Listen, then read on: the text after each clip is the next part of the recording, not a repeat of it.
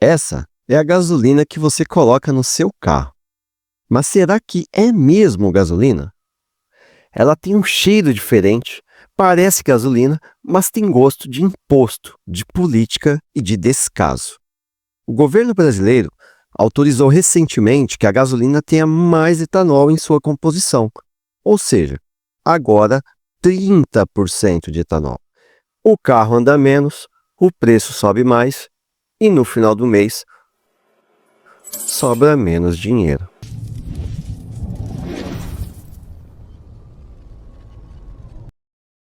Agora, além do aumento do preço, mudou também a fórmula. E para pior, desde 1º de agosto do ano passado, essa mistura subiu de 27% para 30% de etanol, o chamado E30, e uma medida aprovada pelo CNPE, o Conselho Nacional de Política Energética. Mas essa história não é novidade apenas de 2025. Ela traz parte de políticas públicas que já estão sendo implementadas há décadas, aumentando progressivamente.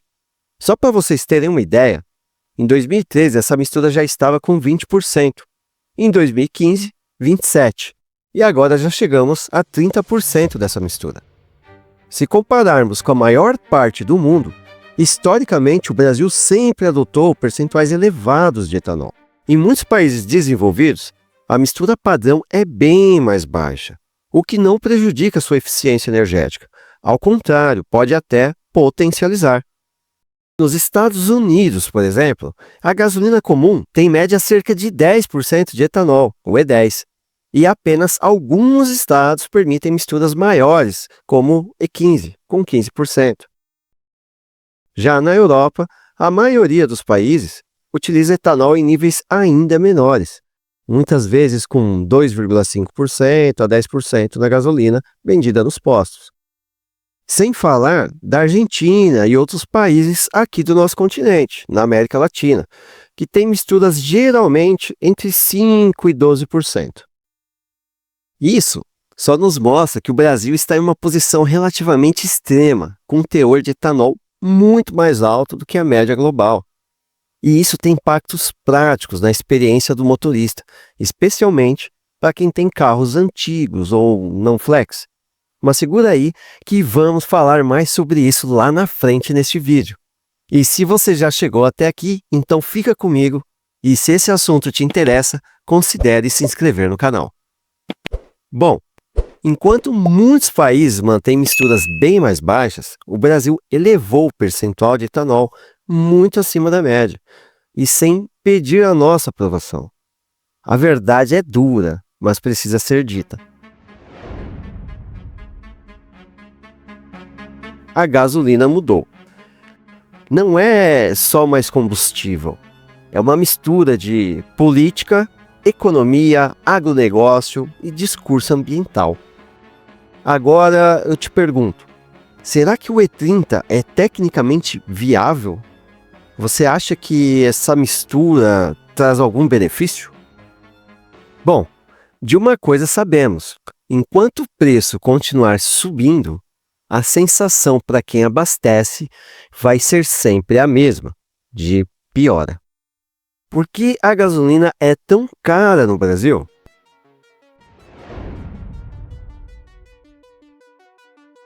Nos últimos meses, o brasileiro tomou mais um susto. Mesmo com anúncios de estabilidade e cortes pontuais, a gasolina voltou a subir em várias regiões do país. Oficialmente, o discurso é simples: reduzir importações, usar mais combustível produzido no Brasil e, teoricamente, baratear o preço na bomba. Nessa tabela, você pode ver o preço médio da gasolina e a alta acumulada, apesar de anúncios de estabilidade. Ou seja, mesmo quando dizem que não houve aumento, o consumidor sente no bolso. Mas aqui está a parte que ninguém gosta de ouvir. Mesmo com mais etanol na mistura, o preço final da gasolina não depende só disso. Ele depende do dólar, dos impostos, da logística e da política de preços da Petrobras. Teve até época em que brasileiros atravessavam a fronteira para abastecer no Paraguai. Bom, o tempo passou, mas o roteiro é sempre o mesmo. A gasolina aumenta e o consumidor se adapta. Segundo Franca, chefe de processos industriais da Petrobras, a medida do Brasil de aumentar o nível de biocombustíveis misturados a combustíveis fósseis no país é positiva e pode reduzir as importações de gasolina. Entretanto, no ano passado, mesmo com cortes pontuais anunciados pela Petrobras, a oscilação cambial empurrou o preço para cima novamente. Quer saber o resultado disso? A promessa de gasolina mais barata nem sempre chega até você.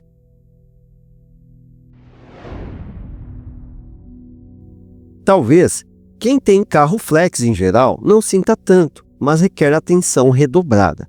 É o que nos diz o especialista e diretor da FEX do Brasil, Rafael Ferraz, em entrevista dada ao O Mecânico.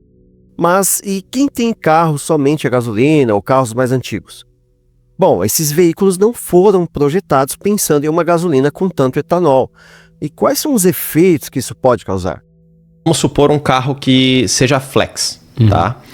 Quando você abastece ele com álcool, ele consome mais em volume, né? Então você enche o tanque lá, sei lá, 50 litros, aqueles 50 litros rodam muito menos quilômetros. Consumo maior, perda de rendimento, mangueiras de borrachas ressecando, corrosão em tanque e carburador. E então, se der problema no seu carro antigo, quem paga o conserto?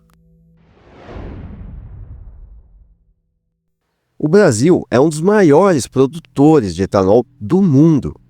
Só que agora existe um novo ator nesse jogo, o etanol de milho.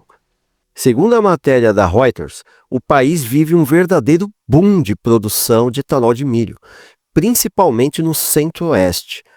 O aumento da mistura cria uma demanda de bilhões de litros adicionais por ano. Na prática, isso fortalece o agronegócio, reduz a dependência de gasolina importada e movimenta a economia local. Mas a pergunta que fica é: será que isso é bom para você?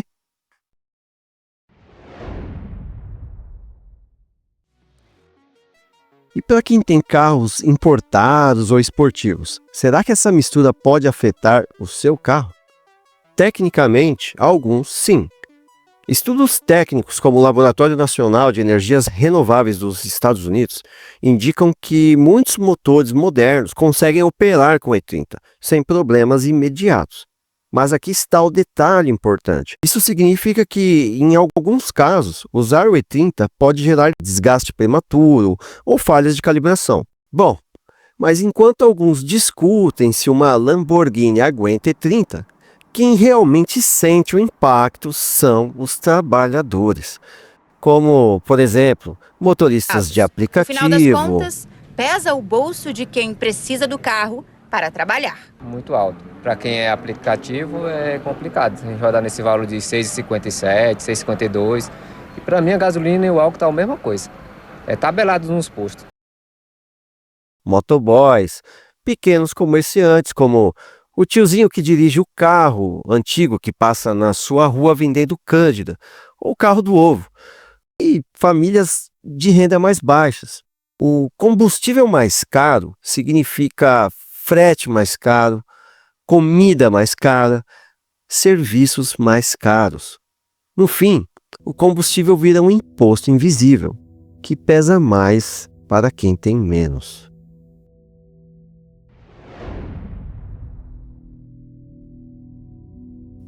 Vamos imaginar um cenário hipotético de um comerciante comum. O senhor José tem uma pequena mercearia. Toda semana ele recebe ou vai comprar produtos para revender. Tudo transportado utilizando gasolina. É um comércio pequeno, não? Quando o combustível sobe 20 centavos, o frete sobe. Quando o frete sobe, o preço das mercadorias sobe. Mas o salário do cliente não. Quando o produto fica mais caro, você culpa o comerciante ou o governo?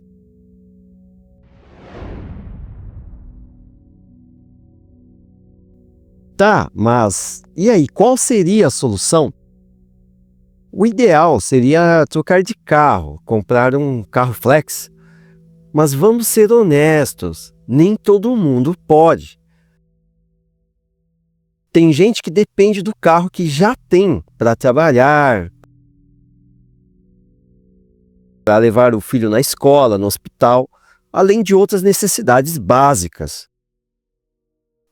Mas enquanto isso não muda, seguimos abastecendo com combustível que parece gasolina, mas tem um gosto amargo de imposto. Agora, me fala aqui, o que você achou dessa mudança e, na sua cidade, como é que está o preço da gasolina?